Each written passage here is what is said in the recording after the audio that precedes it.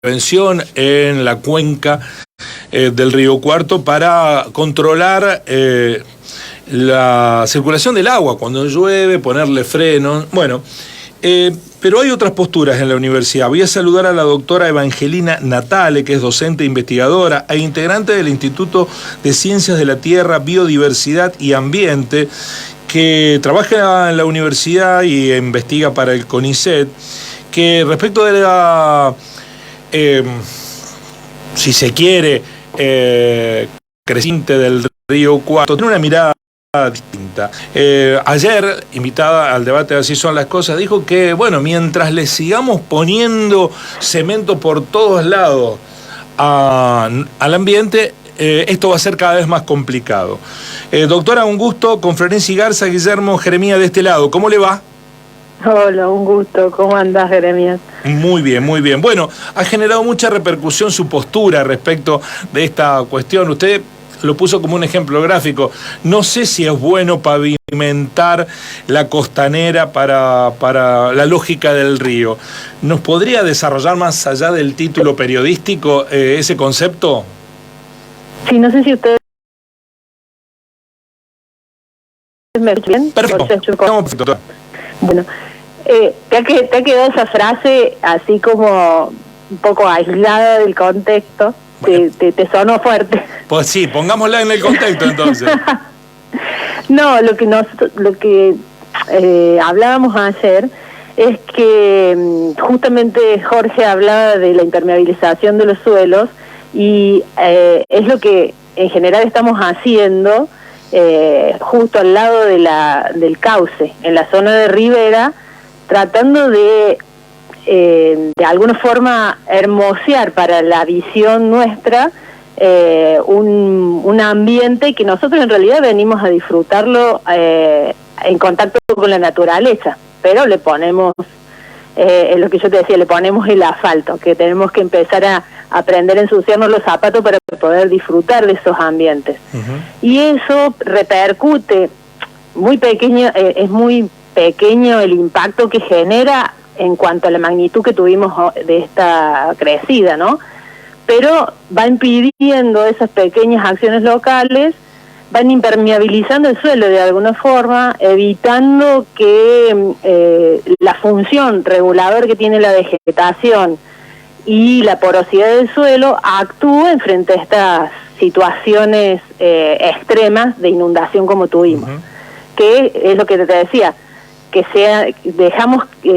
perdemos la función de esponja de esos ambientes cercanos al cauce, que es lo que de alguna forma ayuda a que no todo el agua vaya por ese canal longitudinal y con tanta fuerza ni tanto caudal que pueda repercutir en esto que hablamos de la vulnerabilidad, en lo que los derrames generen riesgo para los asentamientos que están a los costados o la infraestructura de la que hablábamos ayer que tiene el centro cívico. Sí, permítame afirmar desde mi interpretación periodística que usted se inscriben en la teoría de que hay que dejar que la naturaleza actúe, que no hay que condicionarla ni con microembalse ni con acciones que detengan la circulación del agua. ¿Interpreté bien o estoy equivocado? Sí, te decía que tenemos que entenderla, la naturaleza, saber leerla y ordenar el territorio y las actividades antrópicas considerando esa lectura, ¿sí? Entonces, si yo sé que es un río de llanura, que sí o sí, por su dinámica de meandros que tiene una llanura de inundación amplia, o sea, frente a una inundación va a cubrir terreno más allá de su cauce normal, entonces deberíamos poder ordenar nuestras actividades considerando esos eventos, ¿sí? No poniendo infraestructura o construcciones o que estén permanentes en zonas donde sabemos que alguna vez el río va a llegar. Y no es que necesitemos, o sea, el agua que se contiene en cada uno de los sectores donde llueve la cuenca tiene que ver no solamente con una cuestión hidrológica y geofísica, que es el suelo y lo que cae, sino con el funcionamiento completo del sistema. Y en ese funcionamiento completo es la vegetación, los ambientes naturales que están asociados a eso, juegan un papel muy importante en la regulación hídrica.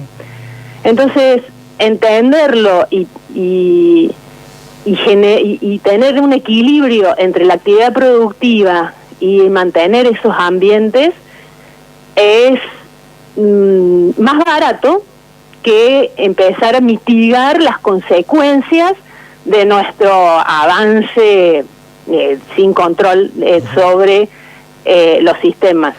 Para ustedes, las obras públicas son demasiado caras para la poca recurrencia de fenómenos como el que vivimos la semana pasada. Y en este caso habría que evaluarlo. Yo no te puedo poner un número porque no soy buena para los números, pero creo que existen otras formas de que estas cosas no ocurran.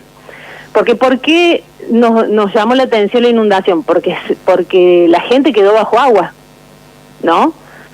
Si nosotros ordenáramos ese territorio y viéramos y pudiéramos prever esas situaciones donde pudiéramos de última no tener esa vulnerabilidad en ese sistema, no nos hubiera repercutido, no estaríamos hoy hablando de eso. Mira, hoy justo sale una nota que el municipio va a tardar un mes en limpiar la costanera en la parte de los juegos, en la parte de esparcimiento, ¿no? Y eso es plata, eso es gente, mano de horas de personal ahí adentro, maquinarias que se van a romper y van a necesitar mantenerlas, y tiempo, ¿no? Que el tiempo es plata.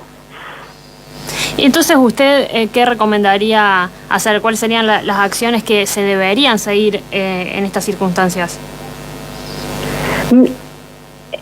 Como decíamos ayer, hay que evaluarlo de manera holística a esto.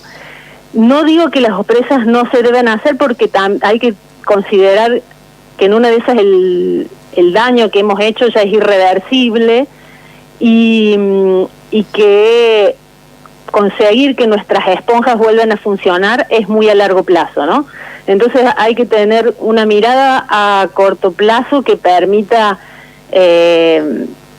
prepararnos en lo inmediato frente a alguna catástrofe, frente a una situación extrema como la que hemos vivido, pero pensar en el largo plazo, ¿no? En decir, bueno, volvamos a recuperar esa función reguladora de los ambientes aledaños al río, pensemos dónde queremos ubicar las nuevas urbanizaciones, de qué manera trabajamos el sistema productivo para que pueda ayudar y equilibrarse en esa función reguladora, que disminuya la erosión que se produce. Hoy fue hídrica, pero eólica es constante, porque al tener los suelos desnudos,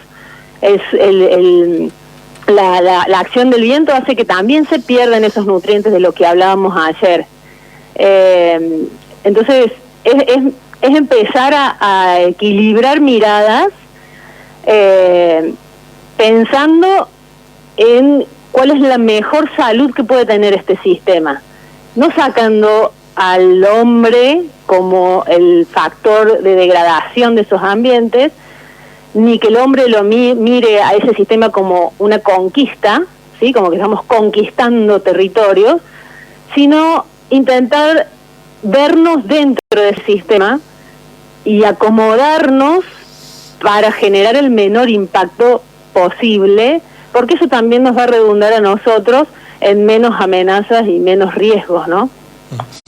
Estamos dialogando con la doctora Evangelina Natale, que es docente, investigadora e integrante del Instituto de Ciencias de la Tierra, Biodiversidad y Ambiente de la Universidad Nacional de Río Cuarto. ¿Entiende que hay acciones contradictorias respecto de esta cuestión en la sociedad, políticamente hablando? Se están haciendo cosas, pero que van en sentidos que no buscan una respuesta integral, holística, como llaman usted. se está haciendo hay más conciencia y hay más involucramiento de la política en acciones amigables con el ambiente. Pero creo que tiene que haber una sistematización más coherente, que las acciones puedan sucederse y que sean se potencien en sí mismas y no que generen algunas veces esas contradicciones que vos decís. Siempre hablamos desde lo local y de acciones específicas, particulares, cuando uno dice, bueno, vamos a forestar, ¿no? Y bueno, poner un árbol en cualquier lado para todo el mundo es restaurar. Y no es así. Entonces, esas son las cosas que deberíamos poder sistematizar, más teniendo una unidad académica tan cerca a la ciudad, que eso nos tiene que favorecer.